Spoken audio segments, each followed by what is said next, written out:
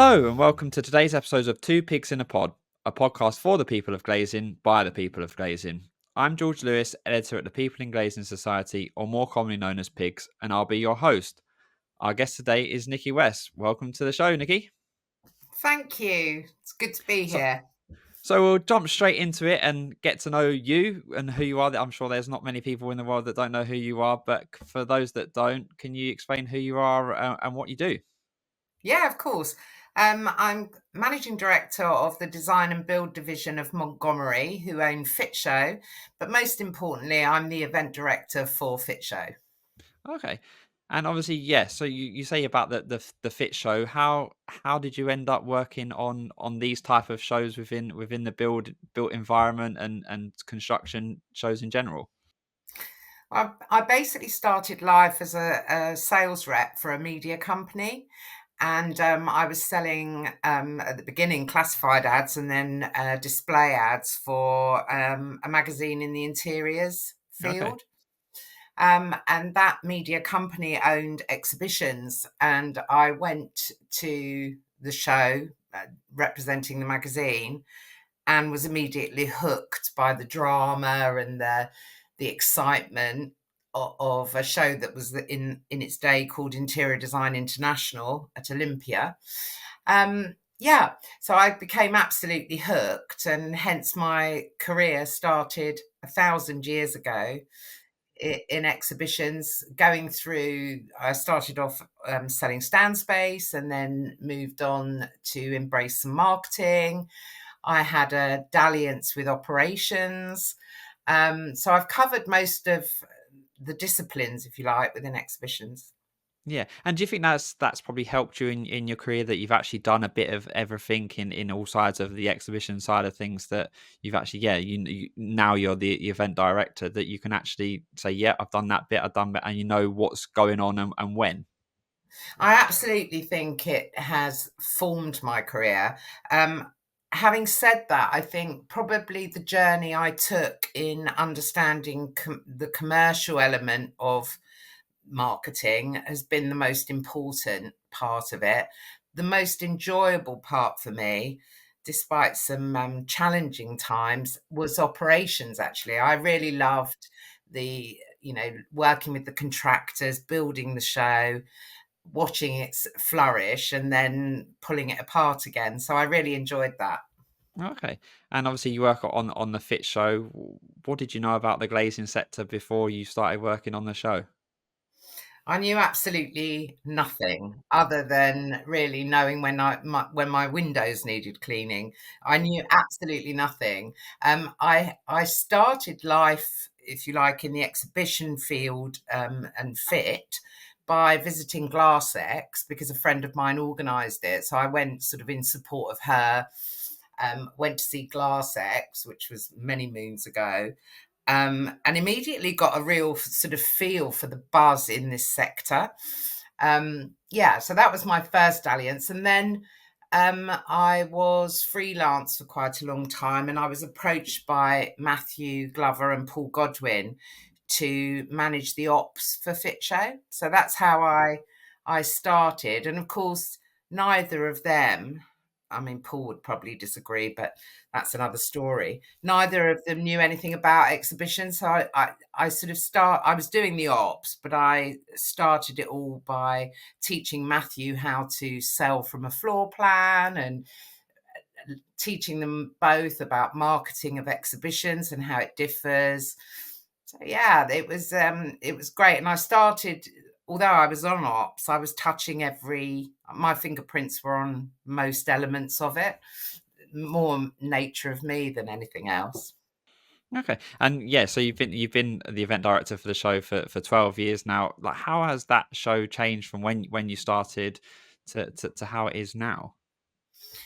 Yeah, I mean, it was a launch show when I joined the team. So, and because of the previous experience in the sector of Glass X, which had sadly sort of dwindled away and not been successful. So it started from a very small part in Telford, And I remember we originally started with 2 halls at Telford, which are both quite, quite small, really. Um, and so that, yeah, that's the was the beginning of the journey of Fit. And then over the years, obviously, watched it grow and helped it grow in Telford, um, until it was bursting at the seams, not just in terms of exhibitor space, but there weren't sufficient there wasn't sufficient infrastructure, if you like, to support the number of visitors, the number of exhibitors. There weren't enough restaurants, hotels. It was bursting at the seams. There was nowhere to park. It was awful. So we realised that, despite some negative connotations to do with the NEC because of Glass X and the demise of Glass X, we basically decided that, Fit Show needed a new home and a bigger home. So we moved it, in for 2017 into the NEC. And I mean, really, that when the show started in Telford, it was primarily a PVC show.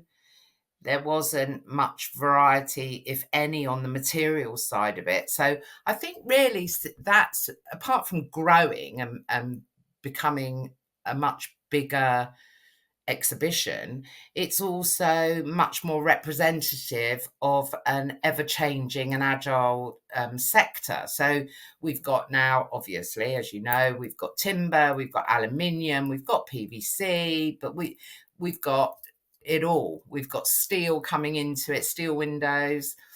And also there's a bigger representation from, the technology companies and hardware, outdoor living. So yeah, it's a different show entirely.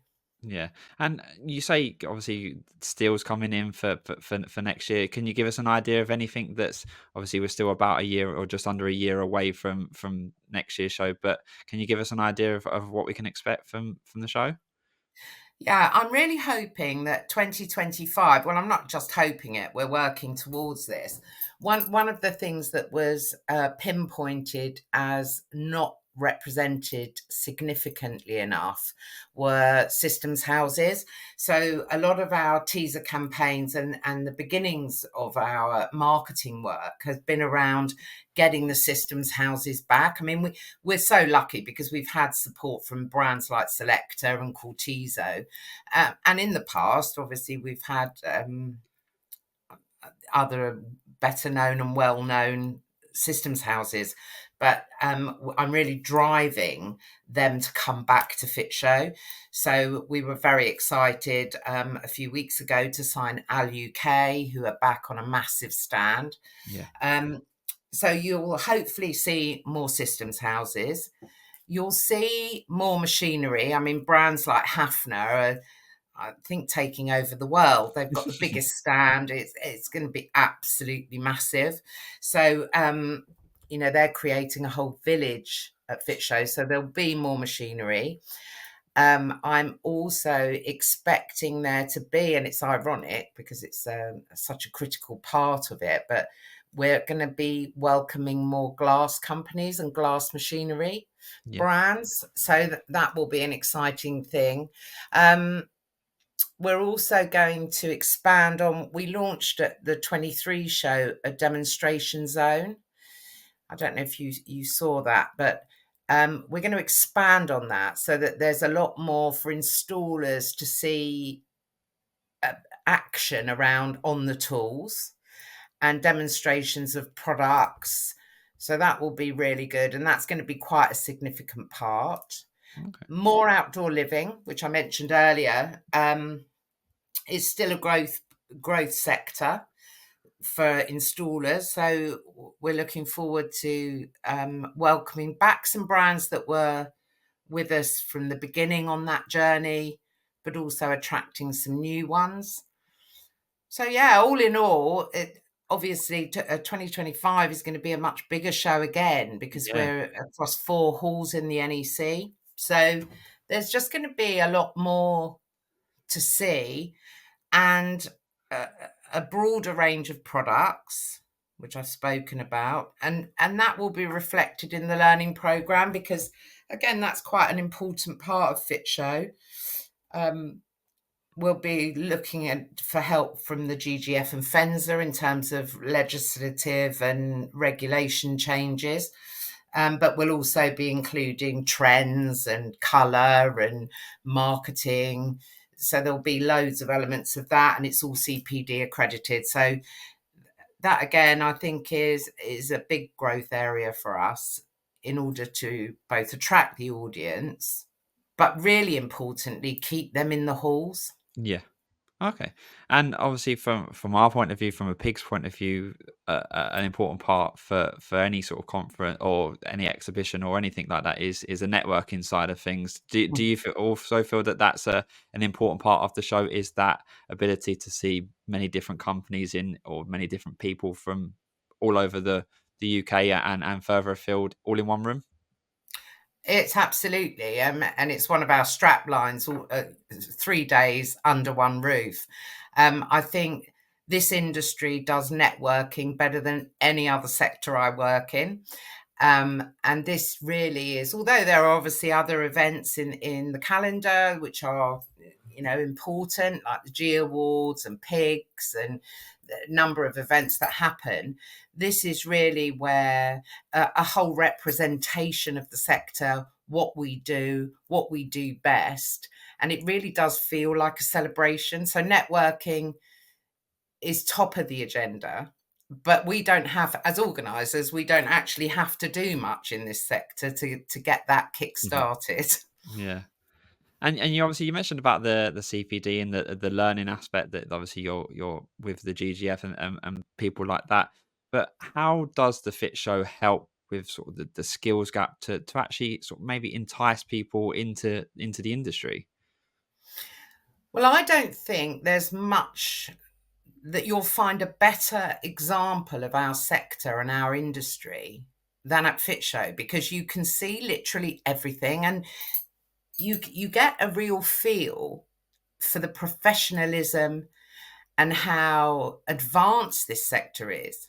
You don't get that anywhere else. It's really hard to get that through the pages of a magazine or doing web searches, but to feel the atmosphere at Fit Show, to see the effort and energy that's put into building the stands, the the beauty of the product, the technology advances that we're making. So I always, when we talk to younger people, students, colleges, universities, we really try and get them to come and see Fit Show, because I think it does all the work Yeah. without you actually having to even say a word. Yeah, They I don't can I just don't think come you along. people understand sort of how a door people say, "Oh, you're just a sort of just a window and door industry." But so even at the show last year, sort of we've had it on previous episodes, people saying about people coming in and seeing like the Mako door that was them and you just think that sort of that engineering actually we don't really talk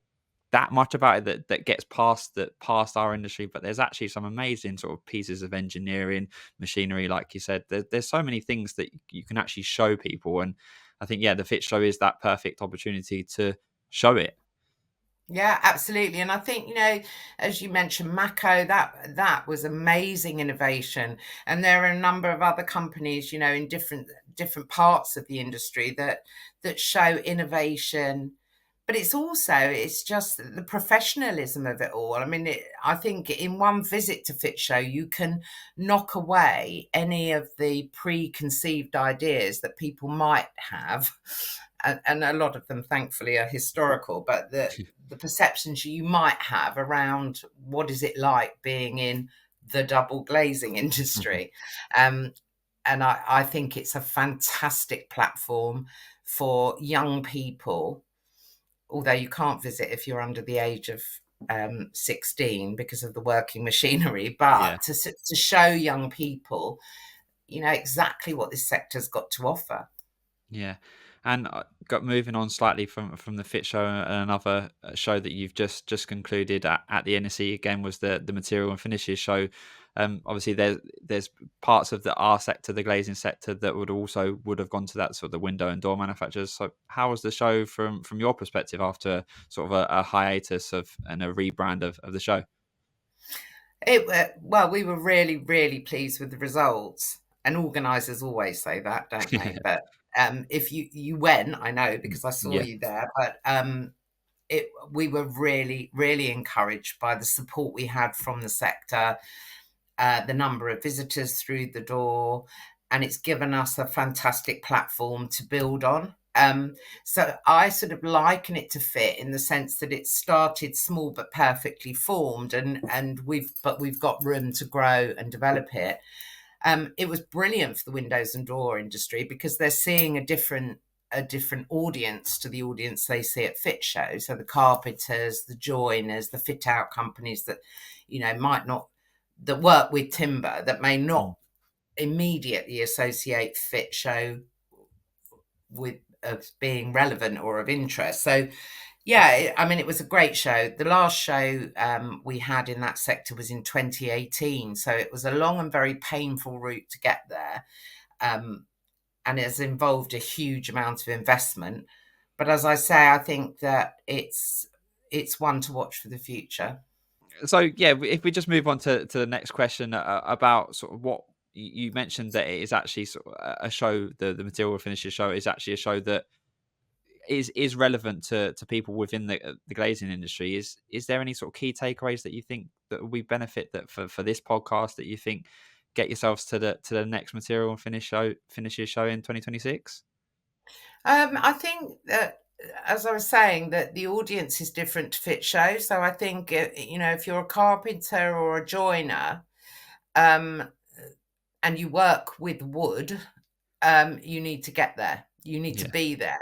I can see that show moving forward will perhaps embrace more materials in the same way as we did with Fit Shows, as I mentioned earlier, starting off on PVC. We very much materials and finishes as a complete rebrand and relaunch. I think it started off with wood because it was the sector it most closely related to, but I think again, watch this space because I think we may branch out into other materials, two of which are very relevant to Fit Show, as in aluminium and glass. Okay. And did you think of one of the things that I saw most, and you mentioned it about coming to the Fit Show, was the demo zone at the Material and Finishes show? Is that something that now you realise that how important that is to actually see people doing stuff firsthand, right? And that's why it got so much attention from the show. Absolutely, definitely. And we've got a lot of takeaways from materials and finishes that you'll see replicated at Fit Show. I think the size of the demo area there was good. It was because it was big. It had some big kit on it. I think having influencers involved. Um, Related to the sector was brilliant because they bring their own audience and their own Yeah. energy to it.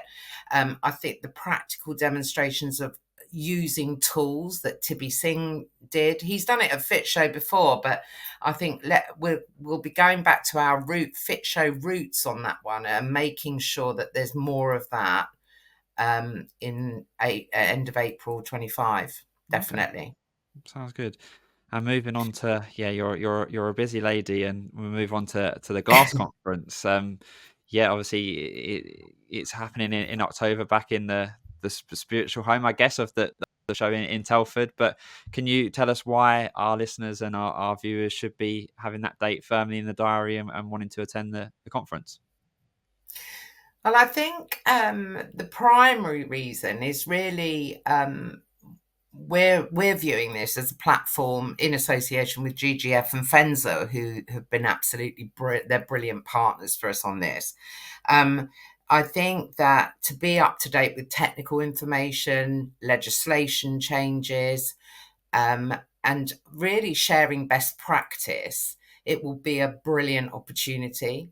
And I also feel that as a sector, it needs to be, and what we're trying to create with the Glass Conference is a fit feel to it, so Okay. that it's in one place, so that networking is a massively important element of it. And I just feel that Fit Show happening as it does every other year, that we need a touch point with the community more often, and that I think tends to be around the learning program, and as I've said, sharing best practice, with an opportunity for the sponsors to have small exhibition stands so that people can actually look at innovation, look at new products, and really delve into it. But it's primarily around the learning program that will be, that's the offering. Traditionally, we have run, or rather, since COVID, we've run an annual online learning program for Fit, um, and I just want to get away from the online. I want to get it back to the people and get it back to the focus that we've developed brilliantly with Fit Show, which is bringing the industry together, and a celebration of the industry. So Nice. we're sandwiching 2 days of conference, which is going to be um, very busy, but we're sandwiching that with a networking dinner, so that, and also throughout the day, the 2 days, offering lots of opportunities for people to talk to each other, which is Okay. very important. And you touched upon obviously partnering with the GGF and Fencer. How important is to have big names and the association level type businesses involved with a conference like this?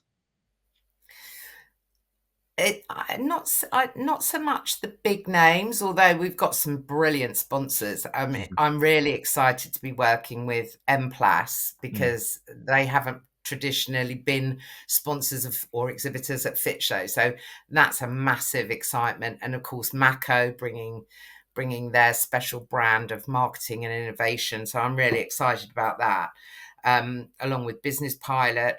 So there is an enormous importance, not on the size of the brand, but on what they actually bring to the party. And GGF and Fenza, they are the best people to go to for legislation, for certification, for training.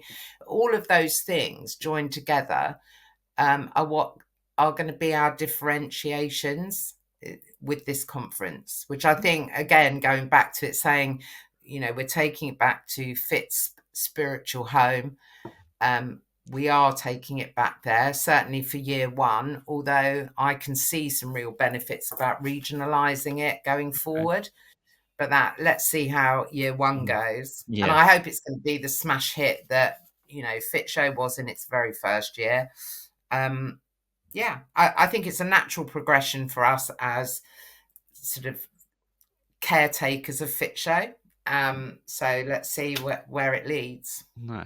And to move it back to the industry in general, obviously you speak to a lot of people and a lot of companies throughout the supply chain. How in the conversations you've had, how does the market look for you, and how does the industry look overall? Is it one of the conversations you're having where times are tough, or is there sort of potentially, as the year goes on and into next year, the sort of things looking a bit brighter? I think that as a country, never mind as a sector, but as a country, we've gone across some bumpy ground, putting it mildly, and there's been a lot of uncertainty. But I think that, I think as a being generalized, I think that there's a light at the end of the tunnel. And I think people are starting to see the positive glimmers rather than doom and gloom. I also find it really fascinating to see how many of the overseas brands, like, and especially from Turkey and Mm, Poland, how many of them view the UK market as a really important target. okay. So that I find interesting, is that perhaps overseas brands are seeing bigger glimmers of hope than perhaps we have sitting on top of it. Mm. Okay.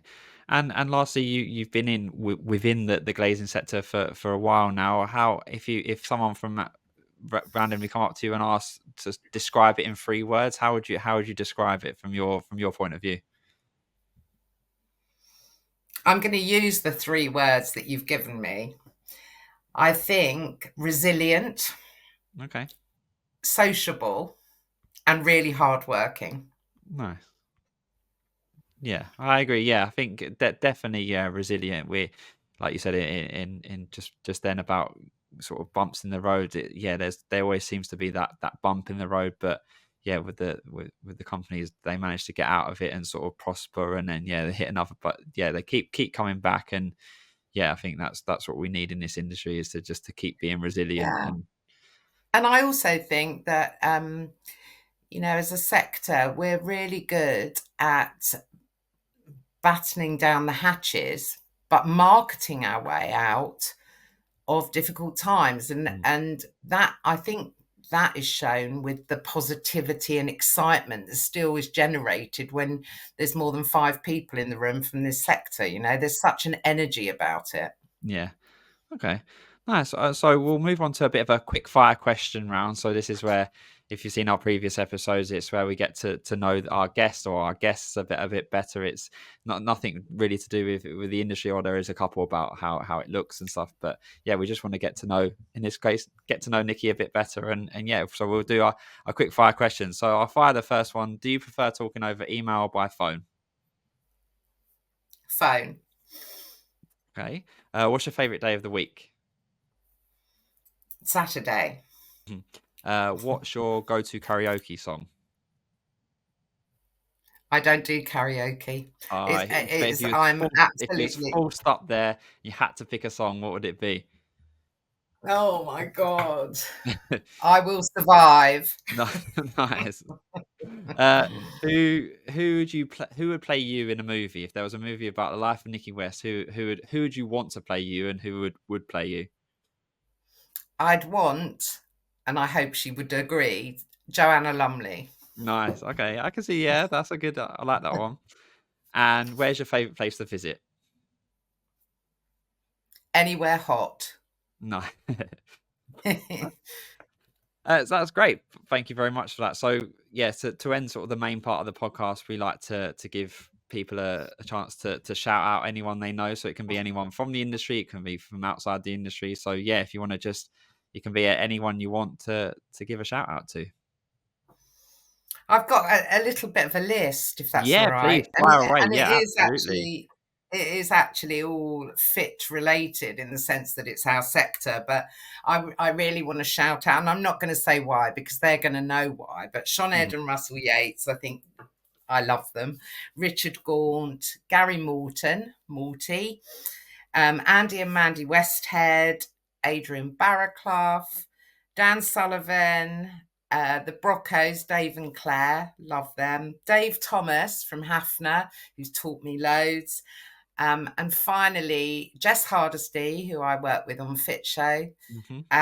and the whole of my Fit Show team, Rick Henderson, and everybody that works so hard on Fit Show. Perfect. Well, yeah, there's definitely a few names there that, yeah, I'm sure a lot of people will know, and I'm sure they'll at the same time appreciate the shout out as well. I mean, I Well, could have thank gone on for Yeah, literally oh no, hours. I'm sure there's many a name that people Oh be my like, God, they're yeah, it's gonna really pull you, they're hard. gonna pull you at Fit Show and say, "How come you didn't shout me out?" Why didn't you mention me? Yeah.